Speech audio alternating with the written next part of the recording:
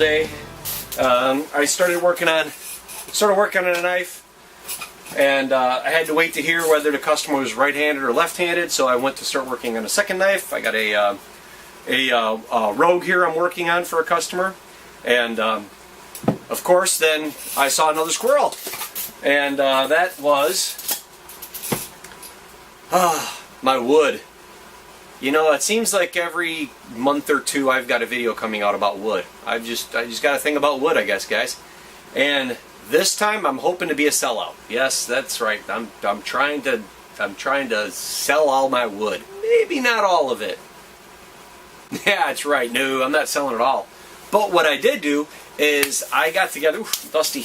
I got together with a stabilizing company, and you guys know I've done videos in the past about stabilizing. Matter of fact, I've got, if you haven't, I'll put a link up above someplace, or a description, or a link in the descriptions down below.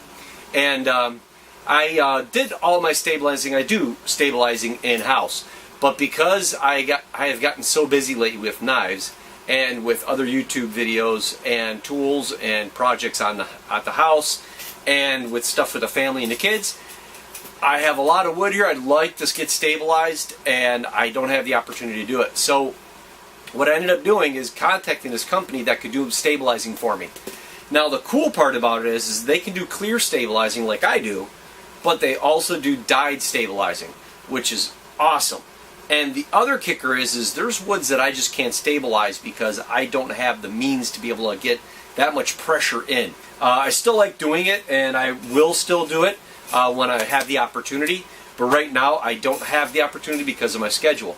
So I went and I cut up a bunch of wood that I had, and I sent it to this company. Now granted, some of the wood I sent I was kind of questioning whether or not it would even be good to use, and others I had no doubt. But I didn't know how the colors would take. So what I did is I told them, hey, do some clear, do some, you know, black or green or blue or reds, whatever you have already pre-mixed or whatever's there, just try it. What I did is I sent them a bunch of black ash burl, curly maple, some quilted maple, and some red cherry burl, and I think there was another one in there. I'm not sure. It was 4 or 5 woods. They were able to stabilize everything, but some of it just couldn't be stabilized in dyes. It can be stabilized in color or in clear. I'll show you what I got, and then I'll show you what I'm doing.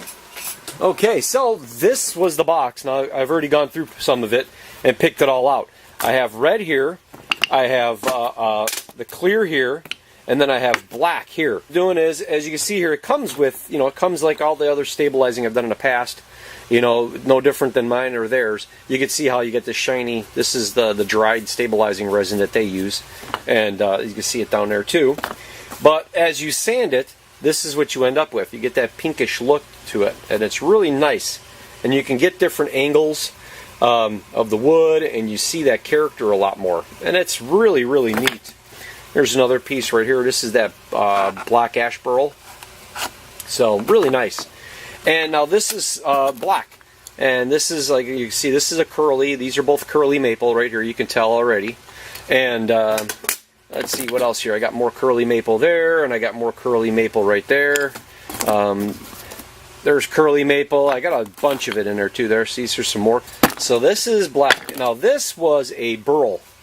This was maple burl or something, and what I did already is I kind of sanded it somewhat and did a little clear coat, but you can't really see too much. It's the glare. There you go. You see how you get that black, and then you can get that a bit of the color of the wood in there still? That's really neat.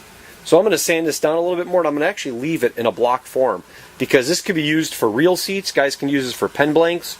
They can use it for knife blanks if they want to cut it down. They can use it for duck calls or something like that, some other little projects. So some of these I'm actually going to leave in block form. Like something like this, I might just turn into scales, but I've got so many others in here that I might just turn around and like cut this in half, sand it down, and just leave this as two pieces. Two pieces, kind of like that one. You know, 2 pieces like this. Bird's eye maple down there. I have more curled maple over there.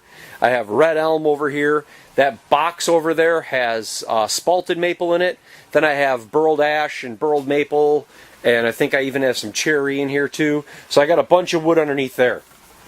So yeah, so I've got a ton of stuff, and I'd rather just turn around and get it stabilized and then I'm going to sell.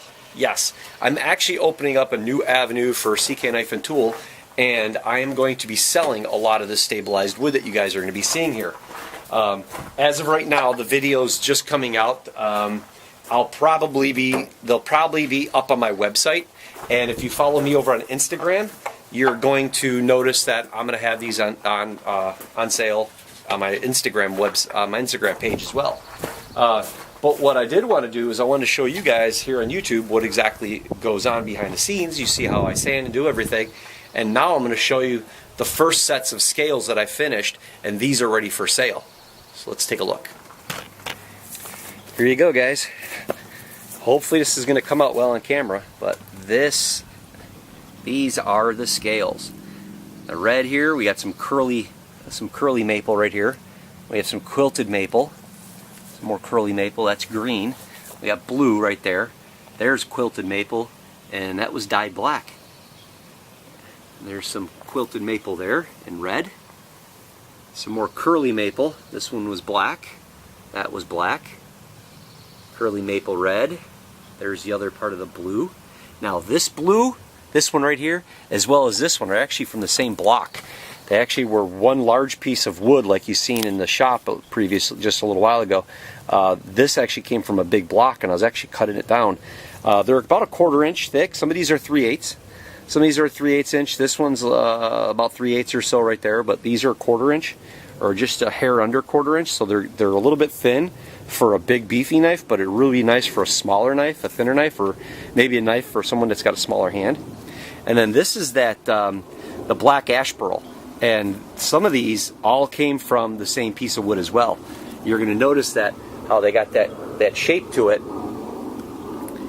and this curl. So these are all from the same tree, and some of these are actually from the same block of wood like you just saw previously in the shop. So again, guys, I do appreciate it. You know, by the time you see this video, I'm pretty sure that, oh boy, it's beautiful out here. Yeah, by the time the video comes out, I'm pretty sure that these are going to be up on my website, and they'll be for sale on the website, and I'll have a page for that, as well as I'll be doing photos on Instagram and putting up there, and the prices will include shipping to the United States and Canada. So I'm going to do that. I do have different ways I can ship them. I'll try to do all post office and do that kind of thing, and try to keep the shipping down, because I'm going to include it in the price and everything. But I'm going to learn a little bit more. I'm going to do some studying and some research. But yep, these are going to be going out on my website shortly, as well as the ones in the box that you just seen. So let me. Oh, that's a beautiful sight right there. Boom! Look at that. Oh yeah, America. I had to do that, right? You saw my last video, right? I'm going to go call it quits, go enjoy the sun a little bit, and just chill for a little while before I get back to work tomorrow. But again, do appreciate it, guys. Thank you. Remember, like, share, subscribe, all that good stuff. It does help. A simple comment saying, hey, great video, or love the wood, something brief like that definitely helps raise my channel up, raise me up a little bit, all right? Pull me from the bottom of the YouTube bucket, would you? You guys have a good one. See you next time.